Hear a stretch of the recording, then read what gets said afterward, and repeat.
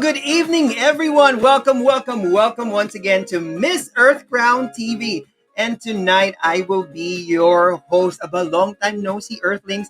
My name is Eman Feliciano, and I am the creative content head of Miss Earth Crown. But tonight, and on behalf of Noy, and I would like to welcome you to another episode of MPE in Focus. And tonight, we are going to be talking with, conversing with, yan, chatting with, having fun with. We're going to have fun with two of our Miss Philippines Earth 2021 candidates, no other than Miss Cotabato City and Bayambang, Pangasinan. And we are going to meet them in just a little bit. But before that, ayan, gusto po muna naming malaman kung nandyan na ba kayo, Earthlings. I hope that you are already here. If you're already here, please comment down below and please comment kung sino ang sinusuportahan ninyo. Who are you rooting for tonight? Are you rooting for Cotabato City or are you rooting for Bayambang, Pangasinan? Nako. Ayan. Ralph is already here with us. Ralph says, hello friend. Yan, I hope you're enjoying your time there. And then we also have Lester Blancas. Jan Rlee de Guzman, Miss Bayambang, Pangasinan. Yay! Yan ang sinisigaw niya. Ayan. And then also, we also have, ayan, nandito tayo, go, Miss Bayambang. Okay. And Ralph is asking, how are you, Eman? I'm good, Ralph. Hello. I hope you're also doing really, really well tonight. Okay. I'm really excited for tonight because we are going to interview two of our candidates. Okay. Sabi din ni Ralph, good luck, Cotabato City and Bayambang. Ayan. Maraming mga supporters ang ating mga candidates for tonight. Okay. Yan, we have Nerissa. We also have Joanne. Ayan, shout out sa mga nandito din na mga fans, of course, ng ating candidate, also from Pangasinan and also from Cotabato City. Shout out po. Yan, please shout out. Ganyan. Okay? There you go. So now, grabe, ang dami. Ito pa, good luck, Cotabato City. There you go. Thank you very much. Yan, grabe, ang dami. Okay. Wow. Good luck, Cotabato, Bayambang. Supporting from Atimonan. Grabe yung mga taga Atimonan. Thank you so much, Team Atimonan. Yan. Team Monan nga pala ang tawag natin sa kanila. Yan, ang dami, grabe. Thank you so much, Laban. Sabi ni Alisa, Laban, Miss Cotabato, and Miss Bayambang. Sabi ni Feria Lynn, go, Jan Rlee de Guzman, Miss Bayambang. Ang dami, si Miss Bayambang at si Miss Cotabato City. Ang dami-dami ng mga sumusuporta sa kanila. Sabi ni Evelyn, yes, go. Nawala tuloy yung grabe, we're being flooded by comments. So, sobrang salamat po. Ayan, kanina may nagsusupport din kay Miss Cotabato City. There you go, ladies and gentlemen. Ayan. Earthlings, grabe. I asked for a welcome and you gave us a very, very good welcome. Kaya maraming salamat po. Ayan, ito pala. Ayan, sabi ni Feria si Diana. Naku, grabe. Maya-maya lamang po, kakailanganin pa natin ang inyong mga suporta at inyong mga comments because we are going to interview two of our amazing Miss Philippines Earth candidates. Kaya ipapakilala ko na po sila sa inyo. Okay? Ayan, andito na po sila and they will be here with us right now. First off, let's welcome, okay, from Cotabato City. Here we are, Miss Alexandra Salazar. Hi, good evening everyone. Sir Eman, Hello, thanks for having me Alex. tonight. Hello. How are you? Look at you, radiant and beautiful. Alam mo, kanina sa backstage, bago tayo nag-umpisa, merong isang bagay na talagang nagpasaya sa akin na matagal ko nang hindi nakikita pero nakita ko sa iyong stream. Ang mga parol sa likod. Grabe. Fun fact explain about to the us? mga parol. Oo, Actually, ano our to? family made it Early- last year. Last year. Early Christmas ba to o hindi siya tinanggal? Hindi siya tinanggal from last year. Talaga? Why is that? Bakit hindi siya tinanggal? Actually, tatanggalin na namin sana. But then one night, my dad saw a little boy with his mom, nakaupo sa kalsada on the sidewalk, nakatingin sa windows namin, and admire yung parols. So we decided Oh. to keep it there until maybe until this year or until gumagana pa siya. Okay, okay, okay. Ayun pala yung dahilan nun kung bakit. O, di ba? The parole in your window inspired a boy. Tapos, kaya Mm-hmm. talaga namang, pero ang nakakatuwa din yung ano yung dad mo naman, yung family ninyo. Ha? What a good heart, no? Parang, sige, let's continue inspiring that little boy. Let's keep the parole up. And before you know it, magpapasko na naman. It's already Oo July nga eh. tomorrow. Di We're ba? halfway through the Seriously. year. Oo, oo. Correct. We're already halfway through the year na parang when we look back at it, parang, oh my God, halfway through the year na tayo. Ano pa yung kaya natin? Or we can look at it positively and say, oh, in fairness, half a year nang nakakalipas, kinaya natin, di ba? Ayan. Actually, ipapakilala ko din po, dapat susunod na ang susunod nating guest for tonight. Pero, nawala po sila kasi sabi ni Janela, wait lang po sa Bayambang, nawalan po kami ng kuryente. Ayan, oo, biglang, actually, very prepared yung Bayambang. Makikita niyo po mamaya when they come back on. Ayan, kasi nawalan lang sila ng kuryente. Okay lang yan, Janela. Okay lang yun. Oh, no problem, no problem. Pwede naman nating, ang tawag dito, balikan ulit ang Bayambang later. Kasi ganito po ang mangyayari tonight, ladies and gentlemen, um, sa ating show for tonight. We have two ladies, okay? And we are focusing on two ladies. And then, later, sa kalagitnaan ng show, we will interview them one by one. One on one. Ang tawag po natin doon ay in focus. Okay? In focus. So, iisa-isahin po natin sila. Pagkatapos mamaya, babalik po silang dalawa para mas makapag-usap tayo together. Yan, tayong tatlo po. At kayo rin na nandyan sa baba. So again, if you have questions later on for our beautiful Miss Philippines Earth candidates, please key it in down below. Sasagutin po nila yan. Tatanungin po natin yan sa kanila. But I would just like to acknowledge how nice you are and how loving you are because now we have so many viewers. We have 140 viewers right now. Maraming salamat. And that is only on Facebook. Please don't forget that we are simulcast live on Facebook and on YouTube. Ayan. At yan. Meron lang po tayong technical difficulties pero usually meron din po tayong agreement. We are also simulcasting on Kumu PH. Pero yung mga episodes po natin na recorded, babalik po natin yon. At yung mga hindi po natin na-broadcast ngayon sa Kumu, we will broadcast it soon on Kumu as well. So we have 3 platforms. Ayan. So Facebook, YouTube, and Kumu. Alright. There you go. Di ba? Thank you so much po sa mga Earthlings na nandito ngayon. Ngayon, habang hinihintay na natin si Arlie, si Jan Arlie, dahil nawalan sila ng kuryente. So habang hinihintay natin na magkaroon sila ng kuryente, we will do in focus muna kay Alex. Okay ba yun? Bigla, no? Gusto mo, Alex, Okay. biglang ikaw na yung in focus ngayon? Oo, okay, yan. Siyempre, ganyan ang Miss Philippines or ever ready para maging in focus. Ayan, hindi ba? So, tingnan muna natin. So now, let's go in focus with our Miss Philippines Earth candidate from Cotabato City, Alexandra J. Salazar. Okay, yan. So, ano ba itong in focus? Itong in focus is the part of the show where we interview each of our candidates. Okay? At sa ating i-focus ngayon, ang focus natin ay si Alex. So, Alex, yan. So, ang nickname ni Alex ay Alex. So, tell me, Alex, before joining, meron lang akong, before joining Miss Philippines Earth, yan. Kung ngayon, actually, while you're at Miss Philippines Earth, ano ba yung pinagkakaabalahan ni Alex outside Miss Philippines Earth? Outside Miss Philippines Earth, I do have a baking business which I started with my sister last year. Although now, medyo hindi muna kami nag-accept ng orders because you know how busy this virtual pageant is. Honestly, I wasn't expecting that this would have a lot of requirements, a lot of shoots, and sorry, I think my feedback ako, or is that okay? Wala. No, Wala, you're good, okay. you're good. Okay. Yes, ma'am. Okay. And so yeah, and before also sorry na wala ako. I'm also a registered nurse. Although I'm not practicing at the moment because I resigned last year. I had other plans, but due to the pandemic, some are canceled, some are Mm. postponed.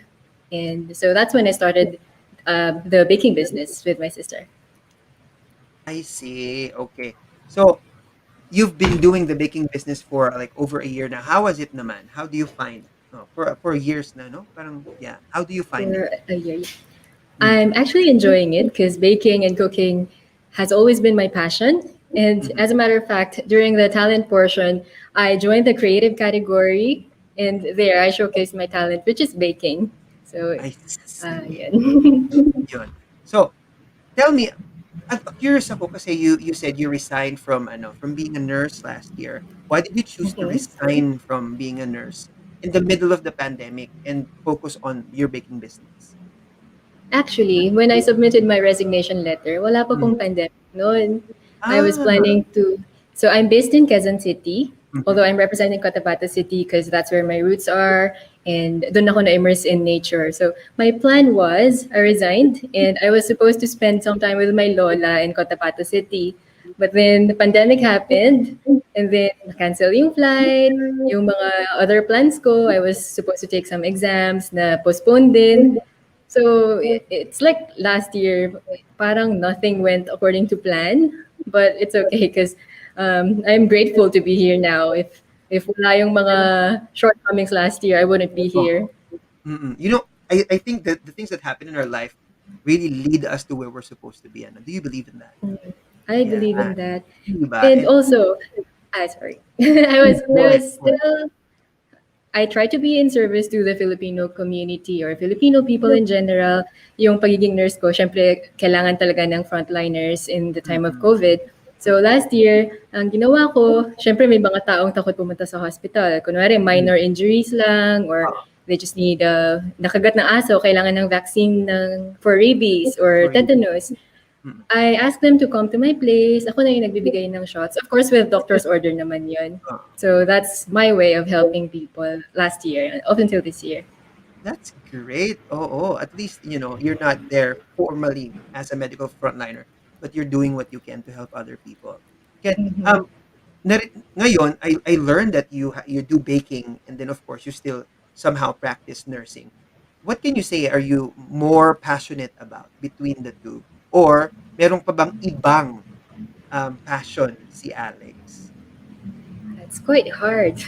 Actually, when I took up nursing, because I was only 16 then, and I believe 16 is such a young age to make a life changing decision to choose a course for university. So at that time, my parents helped me decide for myself.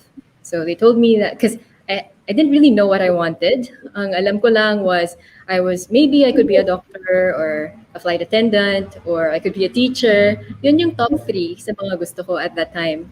So my mom suggested that I take up nursing because it's a great stepping stone. If mag-decide man ako any of those three, I can continue it.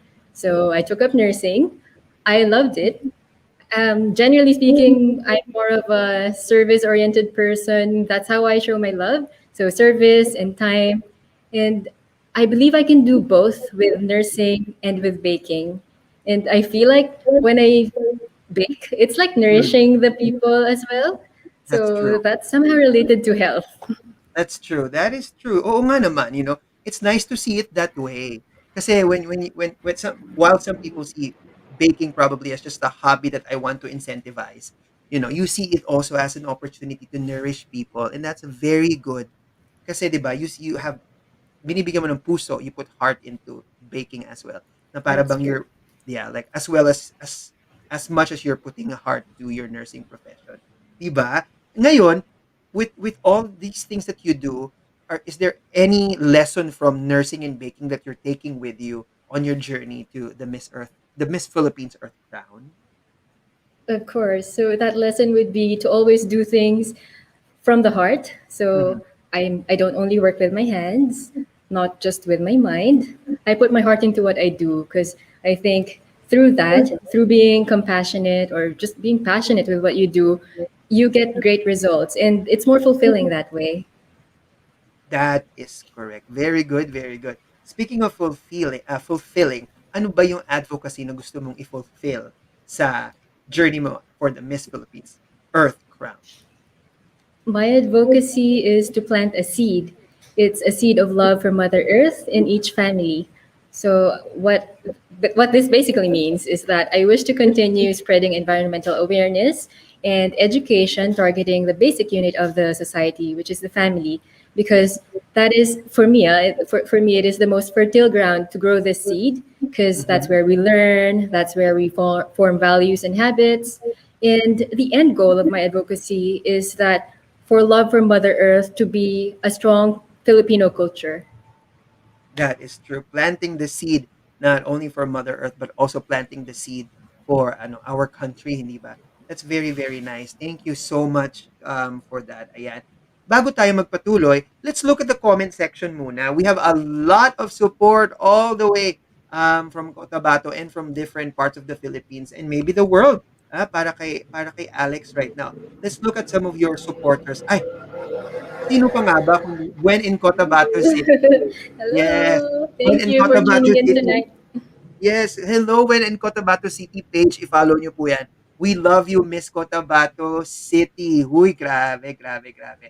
And Ralph, oh sige Ralph, thank you so much for being here ha. Thank you very much. Ano pa ba? We have Ryan also, Miss Cotabato City all the way. Ayan, go, go, go. Sino pa ba? Marami pa tayo. Yes. And then we have, yeah, we love Miss Cotabato City. And then we also have KJ. Yan, KJ. Mm. Yan, from She's my Cotabato. tita. Hi, Oh, tita! Tatin. Hello po! Hi, Yes. hi! Grabe napaka-supportive. Sabi nga niya, "I am so proud of you." Yes, oo. We're so happy that you guys are proud of our lady from from Cotabato City. There you go. Thank you so much. So we have here a nurse, a baker, and a passionate seed planter for Mother Earth. Yan po ang ating Miss Cotabato City, Alexandra J. Salazar. Alexandra, we will go back to you later on and you will be joining the conversation. Dahil ngayon, tatawagin na natin yung ating susunod na candidate for our In Focus segment. So we will see you again in a little bit. Ayan. Thank you very much. Ayan, that was Alexandra J. Salazar. And now, mukhang nagbalik na ang kuryente at nagbabalik na rin ang isa sa ating mga candidates. Ladies and gentlemen, let's welcome on our stream. Shout out muna kayo dyan. Sino ang nag-aabang sa kanya? Sino ang nag-aabang sa kanya? Yan, willing to wait. Ayun, yun. Sabi ni Ferialin, willing to wait po kami for Miss Bayambang. Pero actually, Ferialin, the wait is over because she is already here. Pwede na ba? Yan, grabe alam mo tong si Miss Bayambang, grabe meron din siyang team na nasa likod niya at literal na nasa likod niya ngayon. Nakikita ko sila sa backstage na nasa likod. Pwede na ba kitang i-up? Thumbs up kung pwede na kitang i-up. Ayan, kasama yung mga team mo sa likod. Mag-hi din kayo dyan. Ladies and gentlemen, our Miss Philippines Earth, Bayambang. Yan, Bayambang Pangasinan. Yan, Jan. Rlee, hello. Hi. Hello po, good evening everyone. Sorry for the interruption. Good evening. Actually, I like you in this angle better. Kasi mas malapit yung mukha mo sa camera and we Thank you appreciate po. your beauty all the more. So thank you very much. Kumusta? Bago tayo mag-proceed, ano yung nangyari kanina? Kumusta mo muna ikwento mo muna sa amin yung experience. Nagsimula po kami. So, bigla lang pong namatay yung kuryente and everything went black. And then, syempre, panic yung iba. And then, yung iba naman sa amin, calm lang. Talagang nag-isip agad ng pwedeng solution para makabalik. Syempre, maraming nag-aabang din. So, yun. Thank you sa mga Oo. naghintay. Oo, thank you sa mga naghintay kasi ang dami talagang naghihintay sa'yo ngayon at basahin natin sila isa-isa ha. Ang dami. Yes. Ay, Diyos, parang na-flood na tayo ng mga comments. Ayan, ayan, ayan, ayan. So, we have Oh, ang dami. Si Nicole, ayan, si Rina na nagsasabi, ayan. So, sabi ni Jam, we are waiting. Oh, ngayon nandito na. Si Francine, sabi niya, go Miss Bayambang. Yan, Micaela all the way. And then Mary Joy is also here with us. Regine, grabe kayo, Micaela. Naku, sorry, baka may nasiskip ako ha. si Trish, si Trisha, ayan, si Aike? Aike? Oh, si Aike. Si Feria na sabi niya, willing to wait, ma'am. Sabi ni Feria Lynn kanina, willing to wait po kami. Tapos sabi ni Ruby, ayan. So, si Jan Arlie, ayan. So, sabi ni Iran, laban, bayambang. Okay, there you go. Grabe, ang dami, ang dami. So, mamaya po, ibabasahin tuloy natin yung mga shout out ninyo and your hearts. While we are interviewing Arlie right now, sana po ay i-share nyo rin ang stream na ito and of course, pakidut-dut po yung mga hearts dyan sa baba. Yan. Pag dinudutot nyo po yung hearts nyo, mas maraming makakapanood sa atin. Our stream will be on more feeds para mas marami pa sa ating makanood. Speaking of marami, grabe, alam niyo po, simula po na nag-umpisa yung season na to, na overwhelmed po kami sa MEC team dahil we are the most watched Miss Earth coverage, Miss Philippines Earth coverage, ayan, ng mga Miss Earth dedicated pages. At hindi lang po sa Facebook, nasa YouTube din po tayo at nasa Kumu din po tayo. So, lahat na ng mga platforms pwedeng-pwede nating pwedeng-pwede nating ano bang sasabihin natin? Pwede nating magamit para maipakalat yung advocacy ng ating mga candidates. Now, let's go in focus with Jan Arlie from Bayambang. All right, here we go. So, Arlie, ito na yung tanong ko sa'yo. Kagaya ng tanong ko kanina kay Alex, ano ba yung pinagkakaabalahan mo outside of Miss Philippines Earth? Para naman, our Earthlings will get to know you. Alam ko, kilala ka na ng Team Bayambang. Pero yung Earthlings natin all over the Philippines, gusto nilang malaman, ano yung pinagkakaabalahan mo outside MPE?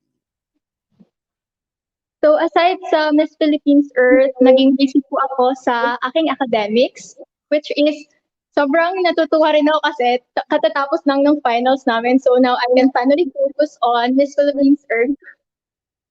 That's true. Okay. So would you mind telling us kung what you're taking up? Okay, so I'm actually a freshman college here in Pangasinan State University, Bayambang Campus. And I am currently taking up Bachelor of Secondary Education, major in Communication Arts English. Alam mo, grabe, lumapit lalo ang loob ko sa'yo kasi that was also my major. I majored in secondary education, major in English. Ayan. At ngayon, and now I'm teaching here in Japan. So, I'm a teacher here na international school in Japan. So, mabuhay ang mga guro! Yes, grabe, grabe, grabe. Meron tayong may guro. Natutuwa talaga ako pag merong teacher sa Miss Philippines Earth.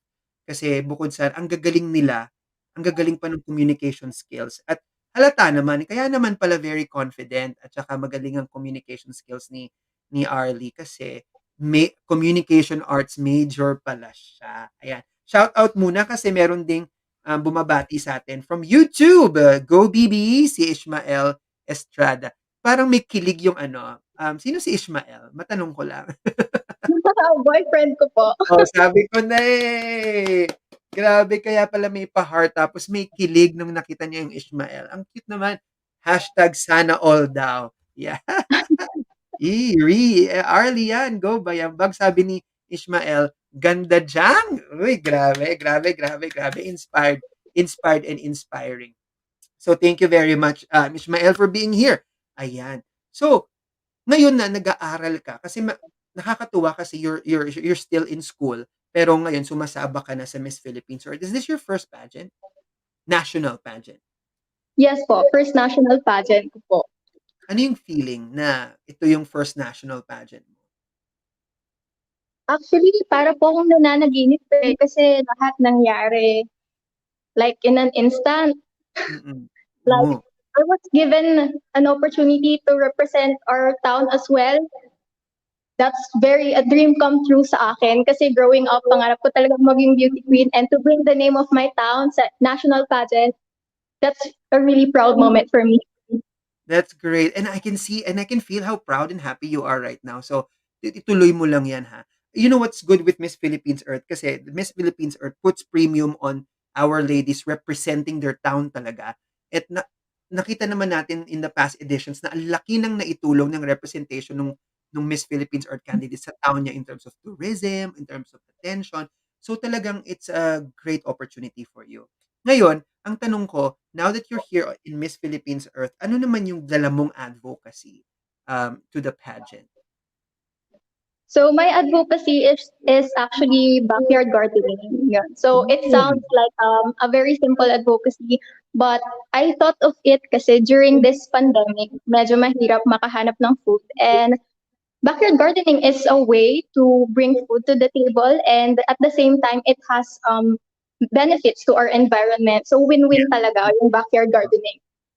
Oo, yes. Oo naman, backyard gardening is a win-win ano for everybody. Now, dahil na-mention mo yung backyard gardening, some people might argue, well, you can afford to do backyard gardening if you have literally a backyard. But for those who don't, ano yung pwedeng alternative for that? We can always find for alternatives, when there's a will, there's a way. We can Yeah. plant on pots. Yeah. So that's the solutions, no? And there are lots of other alternatives pa, and we can actually search it online. We are given that platform. So let's utilize the use of internet. That's Let's true. find for solutions. Correct, correct. Parang yung advocacy nga ni Miss Philippines Earth 2020, si Roxy Bayans, 'di ba? Meron siyang indoor gardening. So kung wala kang backyard, mag-indoor gardening ka, mag-urban gardening ka, 'di ba? Pwedeng-pwede 'yan. Tama 'yan. Yes. The power of social media, the power of internet can teach us a lot of great ways, hindi ba? Yan. So thank you so much for that one. Ngayon, ito yung unang pageant mo tapos virtual pa siya this time. Ano yung preparations na ginagawa ninyo for your virtual without revealing all the details kasi alam ko marami kang pasabog eh.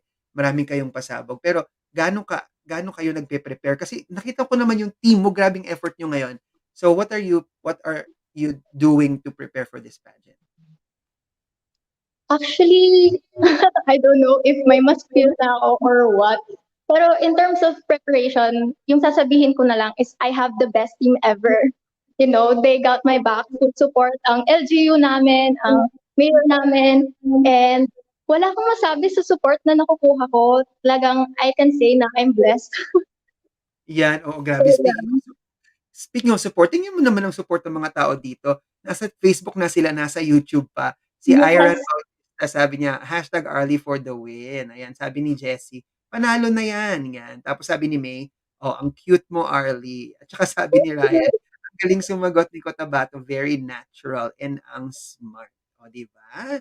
Ganda. Go, Miss Bayambang. Alright. Thank you very much. Ayan, nakilala po natin ngayon si Arlie, ang ating Miss Philippines Earth, Bayambang, Pangasinan. Ngayon, ibabalik na natin si Alex. Okay, so Alex, are you there? It's time for Alex to come back to our stream. Ayan. Now, let's do this. Okay, there. Parang dapat nasa gitna ako. Ayan. Okay, there you go. Diyos ko, laki ng mukha ko. Hiya ako bigla sa dalawa nating kasama. Okay, here we go. Ayan. So, welcome back to Alex. And now we have both Alex and Arlie on our screen. Ayan. So, magkumustahan muna tayo. So, at this time, let's talk about something lighter. Kasi I asked you about your advocacies, but we want to get to know you more on a more personal level. Yan. So, let's talk about stuff that you are not only passionate about, but you like doing. Aside from what's your pastime? Ano ba yung favorite pastime ninyo na pinagkakaabalahan when you're stressed out and you just want to relax? What do you usually do? Umpisahan natin. Sorry. Alex. Sorry naman. Umpisahan natin kay Alex. Hello.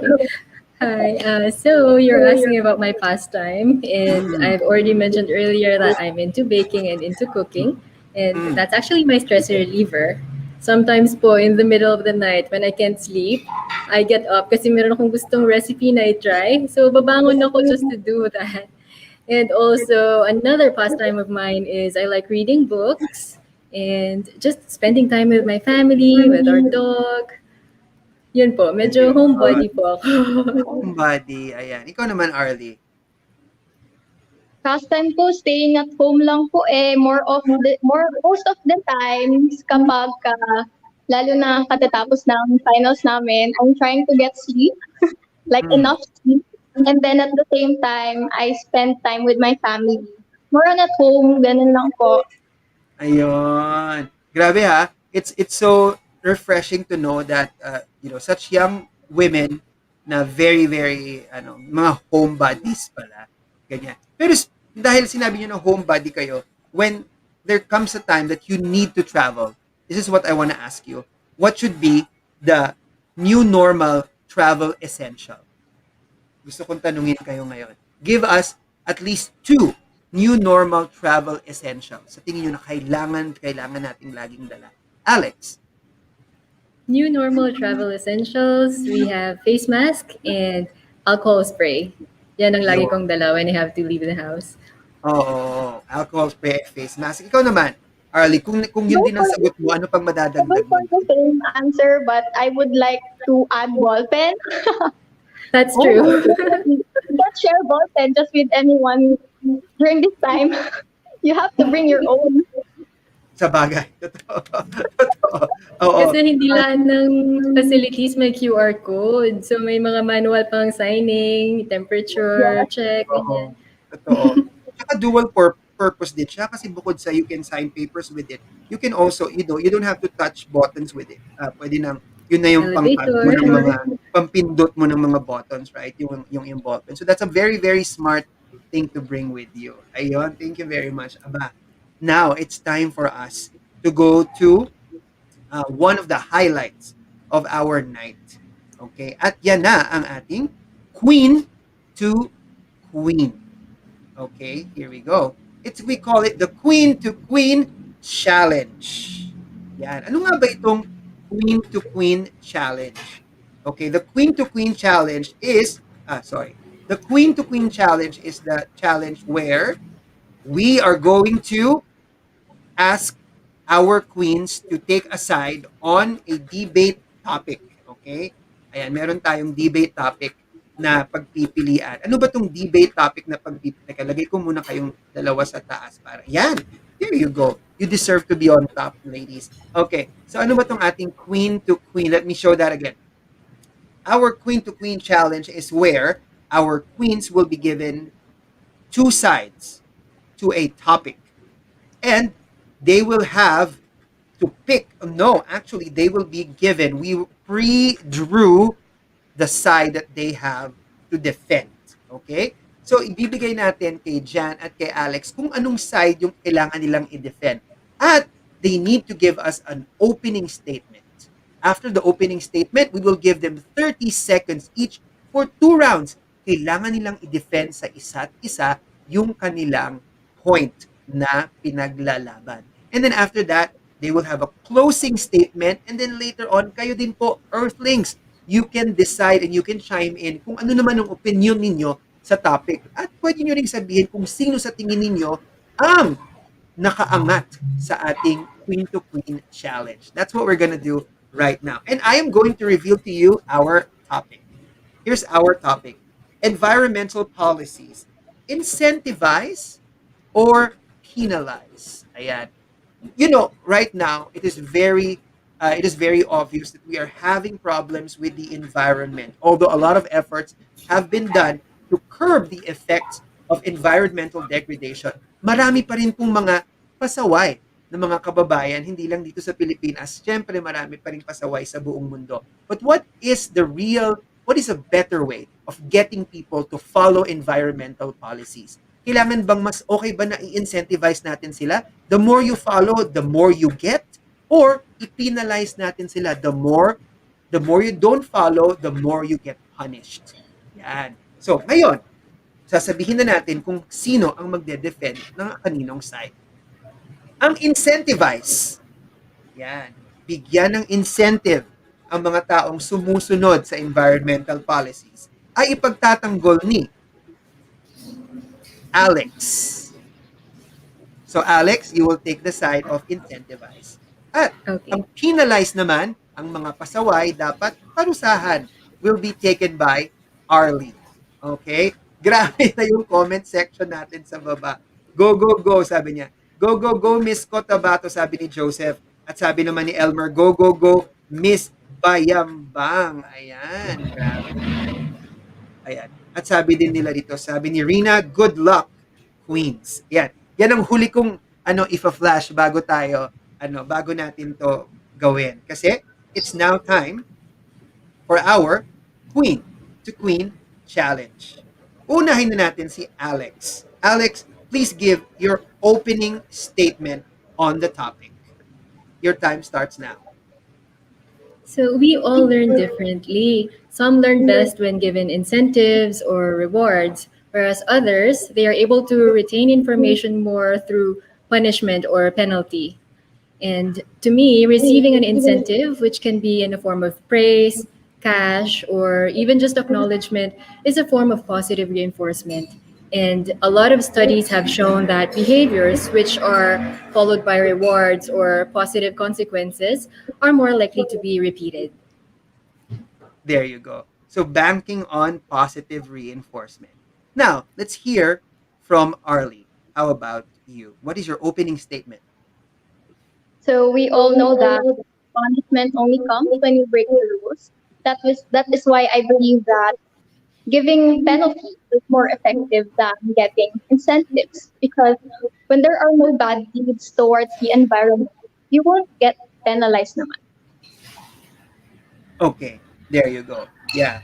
So if you only need to be afraid of it if you do something wrong, because of punishment only comes when you disobey the rules. There you go. Thank you very much for those opening statements. So clearly we see the sides of our ladies. Okay, Alex here believes in positive reinforcement, and of course Arlie right here believes that rules should keep people in place. Okay, ngayon I'll be giving you 30 seconds to expound more on your answers. Okay, so 30 seconds. Now, I will ask one lady, and then so the other lady, please listen, because after the first lady speaks, you will have to comment on what she says and still defending your side. Now, let's begin with Arlie. Okay, Arlie, can you tell us more about your side? Ready? Your 30 seconds starts now.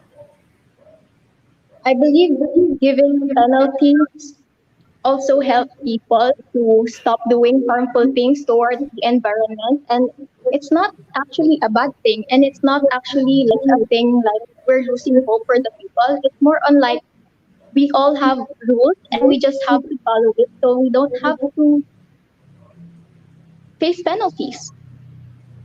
There you go. Ooh, that was right on time. Sabi ni Arlie, it's not about penalizing people. It's just about telling them that rules are rules and rules are in place.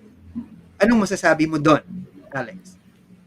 Well, that's true. We do have a lot of rules, and but then, like you said earlier, napakaraming pasaway, and we live in a developing country. And although, as part of the penalty, some can be, let's say, impose fees on those that are polluting the environment. And but then, in saying that, not everyone has the capacity to comply with it. Let's say large companies, they are having a lot of emissions, they can just declare bankruptcy and get away with it. So when the fees are lowered instead, they aren't effective enough to affect the change in behavior. Okay, your time is up. Thank you very much. Ayan, sabi ni Alex, may mga taong pasaway and may mga tao talaga that can get away with it kahit na bawal. But when you incentivize, pag pinababa mo ang bayad or kapag binigyan mo sila ng reward, baka mas susunod sila. Anong masasabi mo doon, Arlie? Okay, so now I've seen the brighter side of giving incentives, but I still believe that we need something to stop those who do harmful things towards the environment. So I still go for giving penalties. There you go. Ayan. So, ini-insist pa rin ni Arlie na to go after those with punishment, with clear, concise punishments. What will you say about that as your last point, Alex? I'd like to go back to what I said earlier about positive reinforcement, and also to share with you what my city has been doing as part of the incentivizing part of this debate. So, in our city, the schools have this program called Bring Me. So the schools encourage the children to bring recyclable materials, let's say bottles for the first month, cardboards for the next month and then old newspapers for the next month. So these recyclable materials are then sold and bought by city buyers. And then the funds, which are the so-called incentives, gets to be used as funds for the school. So it's a great way to involve children in environmentally friendly activities. There you go. Thank you very much for that. Now, ayan. So you've already given your points and you've commented on each other's statements. Now it's time for us to solidify your stand and close your points with your closing statements. I'll start with you, Arlie. Finally, what message would you like to impart and leave our Earthlings in terms of penalizing people, companies, institutions that violate environmental policies? The floor is yours. So actually, what Miss Alex has said is actually a fair statement, and I truly believe that incentives and penalization penalization should go both. It's two ways. That's how it works. We should have rules and we should have incentives as well to show appreciation towards the people who do good for the environment. And that would be my closing statement. And I'm sorry that I didn't like fully support penalize because for me, I really go for incentives because as a future teacher, I really believe in the importance of giving rewards to the students. And I think that's the same to all the people, especially when taking care of the environment. So I'm sorry, I have to go to the other side as well. But yeah, for penalized, I think it should go both ways. Both ways is good. Thank you very much. Nako, actually hindi namin nahalata na hindi mo na mas gusto mo yung incentivize because you were able to defend penalization very, very well. Right? Thank Diba? you. Now, Alex, let's go to your closing statement. Okay, so since Arlie and I are on the both sides, on the both side, I'd like to speak for us both. I don't think we should use fear of punishment or penalty as a catalyst for a change in behavior because I think of it as raising a child or being a teacher or having students. Similar to that, if you keep on punishing him or her, then that's basically controlling the child. And to me, it has to come from within. It's better to teach them through positive motivation so that they can learn to control their behavior and, of course, eventually develop their character.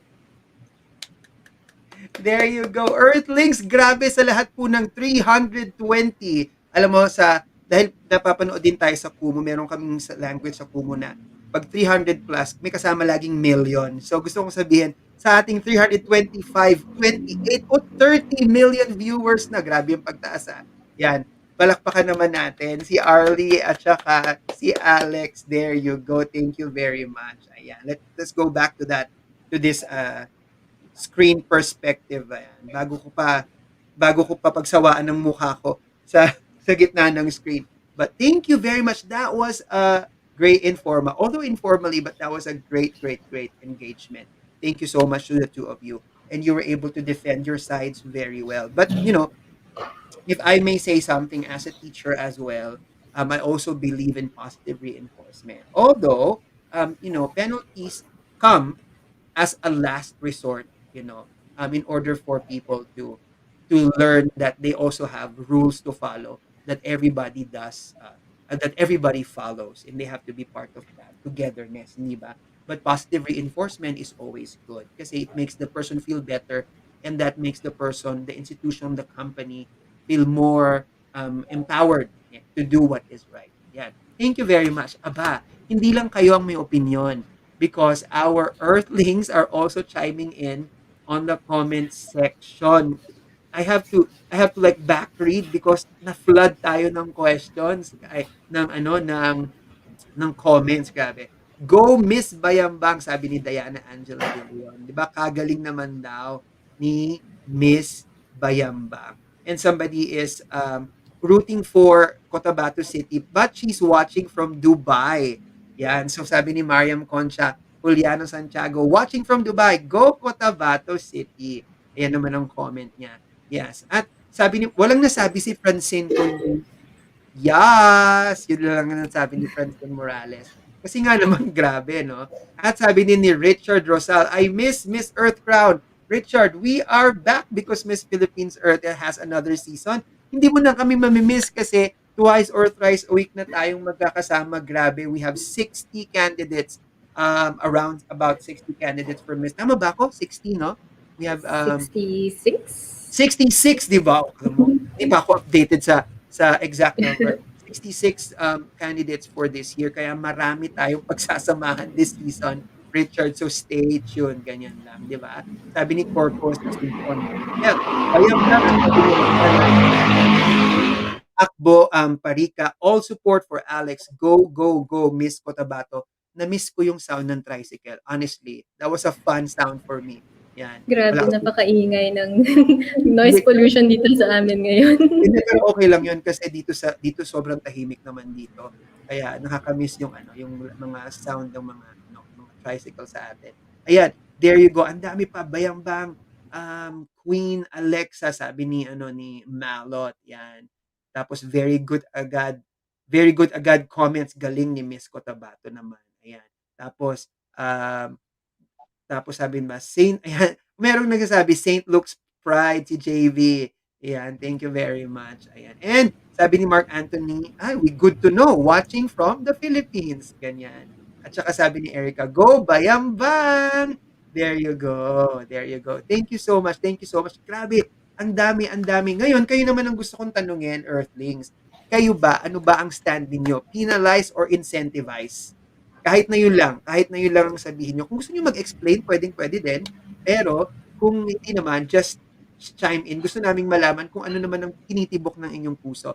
Is it penalized? Parusahan agad kapag merong lumabag sa environmental policies, or wag naman, bigyan naman natin ng rewards yung mga gumagawa ng tama para ma-encourage lahat. 'Di ba? Yun naman, kayo ang tatanungin ko. Sige, dali. Penalize or incentivize? Yun, kayo naman. Habang hinihintay natin sila na magsumagot kasi may konting lag para maano, bago umabot sa kanila yung tanong. Yan. Basahin ulit natin yung iba pang mga comments. Sabi ni Vina, go Arlie, pride of Bayambang. Yes, there you go. Love you, Miss Cotabato City. Yes, at sabi ni Richard, ang gagaling talaga ng mga candidates natin sa Miss Philippines Earth. Nakaka-proud daw po kayo. Wala nang gustong mag-chime in kung incentivize ba or penalize kasi ang gusto lang nila batiin kayong lahat. Ayan. Uy, merong magandang point si Janela. Sabi niya, dapat ba laging may award pag gumawa ng tama? Hehe. Hindi ba pwedeng gumawa lang ng tama kahit walang kapalit? Yun. Very good, very good, very good. Oo naman. Anong masasabi nyo dito? Kahit sino sa inyo pwedeng sumagot. Arlie, sige. Anong masasabi mo sa comment ni Janela? We can initiate for acts that would show our love and care for our Mother Earth.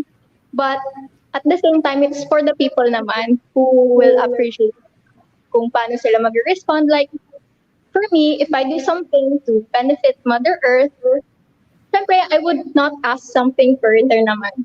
Yes. Basta if people appreciate my work, what I've done, then thank you. Ganun na lang. I think she's right naman. Right. How about you, Alex? What can you say about Janela's comment? That's actually part of my advocacy, which is, like I said, my ultimate goal is for loving Mother Earth or caring for Mother Earth to become a Filipino culture. Doon lalabas yung kusa, yung gagawa ka ng tama kahit walang kapalit. So, yes, that is possible and attainable, I believe. There you go. Oo. Naniniwala din ako doon, Janela, na dapat naman talaga kahit walang hinihinging kapalit at walang pinipresentang kapalit, we should do our part to take care of our Mother Earth, or at least we should do good, and not expect anything in return. But incentivizing people who follow environmental policies is more like a marketing strategy. Kung tutuusin, hindi ba? It's a marketing strategy. It's like, oh, this is what you're going to get if you buy this product, and that product is taking care of the environment and taking care of Mother Earth. So it kind of works that way. At grabe, ito na ang kanilang mga opinion. Sabi ni Erica, both. Kasi if nagkamali, may parusa or may ititake kang risk. At pag may magandang nagawa, syempre, appreciation yon. kaya merong reward. That's a very nice point. Sabi naman ni Ferialin Parcon, penalize.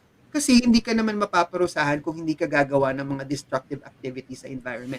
Parang yung point na ni-raise ni Arlie kanina, 'di ba? Kaya nga paniwalang-paniwala kami na ang gusto talaga ni Arlie ay penalize kasi ang ganda nung point na ni-raise niya kanina, 'di ba? So penalize kasi nga it deters people from doing bad things because you will operate positively because you know that if you do the opposite, you will be penalized. Ayan.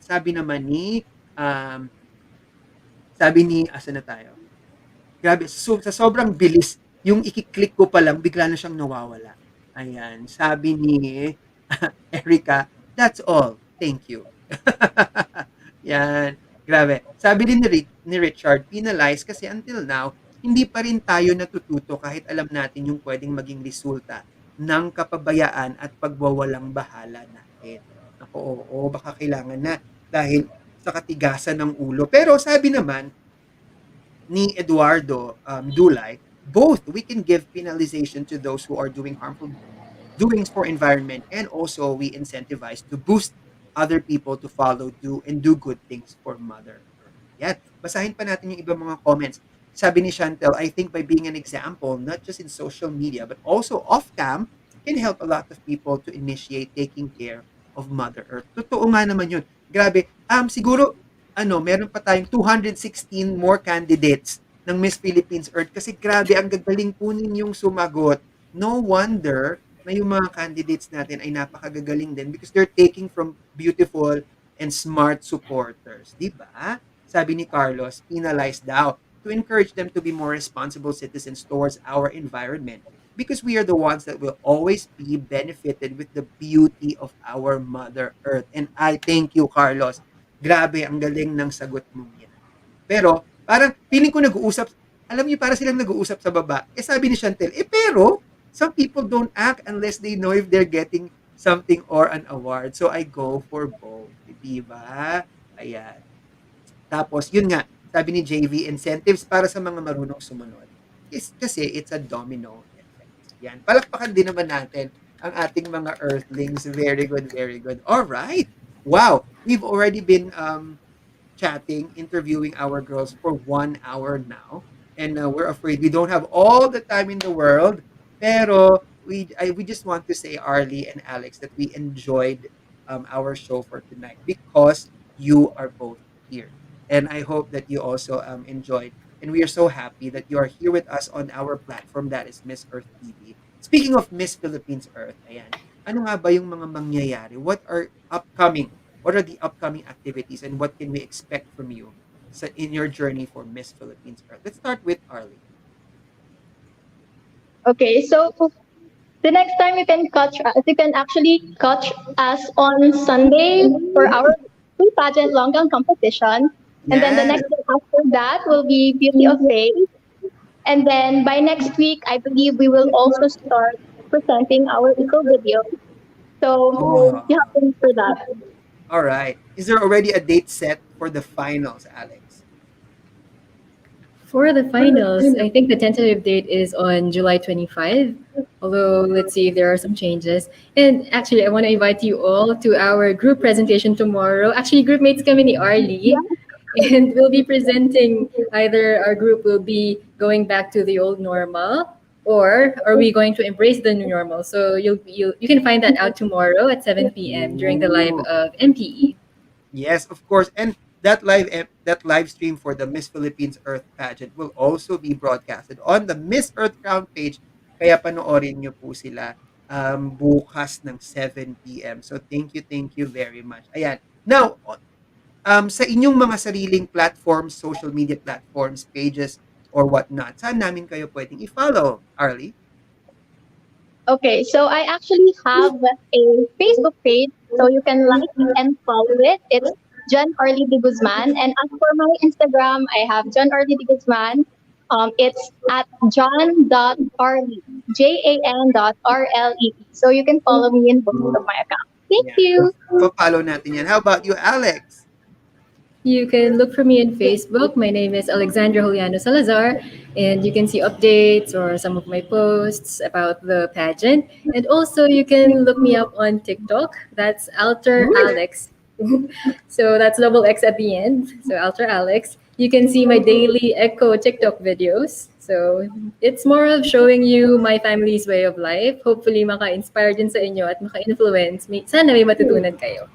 Ayun, very good naman talaga. So excited. Sabi nila very excited na raw sila for the long gown competition. Ayan. Ayan. Parang meron pa ano. Ah, oo, penalized. Hanggang ngayon meron pa rin nag-chime in for the debate. Sabi ni Diana, penalized kasi it's already 2021. Oh, tapos sabi ni Ellen, incentivized, di ba? Kasi nasasanay na tayo gumawa ng good. Oh, very good. Thank you so much. Ayan. Yan. But you can keep commenting kasi po, even if our live is done, this will still be up on the Facebook and YouTube pages of Miss Earth Crown. So you can always revisit this episode anytime. Okay? Yan. So Jan, Arlie, and Alexandra are just two of the 66 candidates of Miss Philippines Earth 2021. Hindi pa po tayo tapos. This is only episode 5 of the Miss Philippines Earth in Focus, our Miss Philippines Earth 2021 coverage only here on Miss Earth Crown. Magkita-kita po tayo for the 6th episode. Sino kaya ang ating susunod na sasalang ng mga Miss Philippines Earth candidates? We will find that out next time. In the meantime, this has been Eman Feliciano, your creative content head for Miss Earth Crown and your host for tonight, saying, please be careful. Of course, please take care of your health. But while doing that, don't forget to also take care of our environment. All right. Let's wave them a goodbye. Maraming salamat po. Bye, everyone. See you Bye. next Thank you. time.